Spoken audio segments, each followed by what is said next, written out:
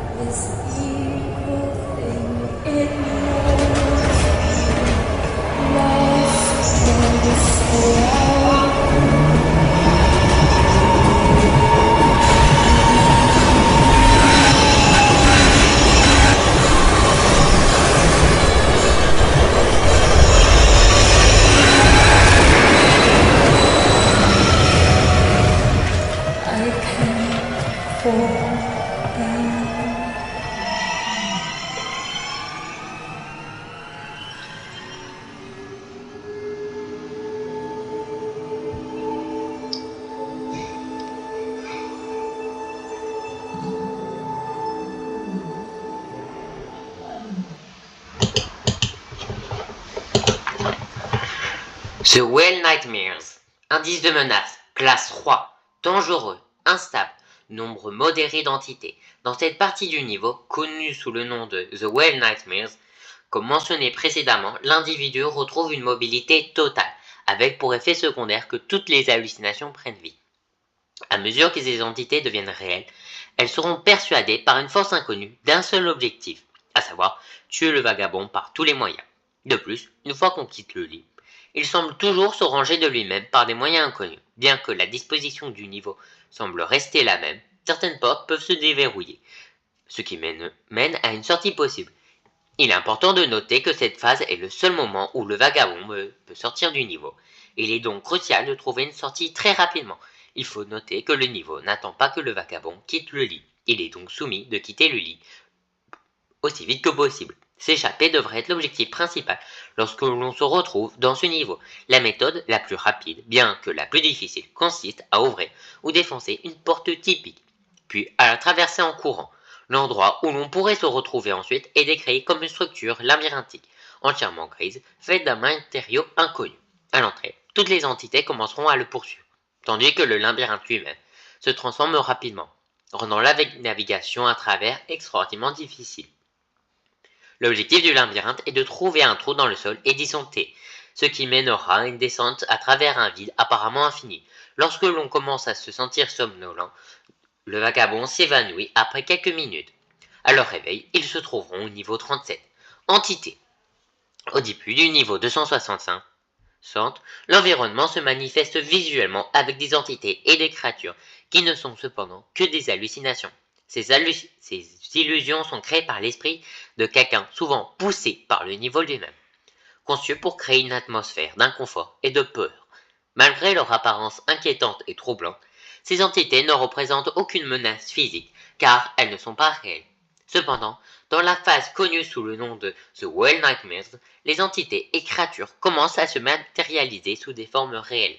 Ce qui était autrefois des hallucinations deviendra de vraies entités, ce qui constituerait une terrible menace pour le vagabond, car ces entités ont désormais la forme nécessaire pour constituer une menace sérieuse pour l'individu. Entrée et sortie.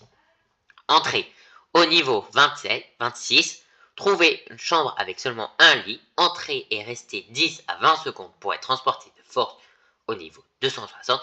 Au niveau 210, localisez un lit noir et blanc sur la montagne. Endormez-vous dessus pour vous réveiller au niveau 200 à ce niveau. Au niveau 264, no-clippez à travers un tableau d'un lit noir et blanc pour arriver ici. Sortie. Défoncer une porte habituelle et la franchir vous enverra au niveau 37, comme expliqué plus tôt. Attendre qu'une porte devienne une porte bleue et entrer mènera au niveau 400. Laissez la porte ouverte quelques secondes avant d'entrer et vous dirigera vers le niveau 295.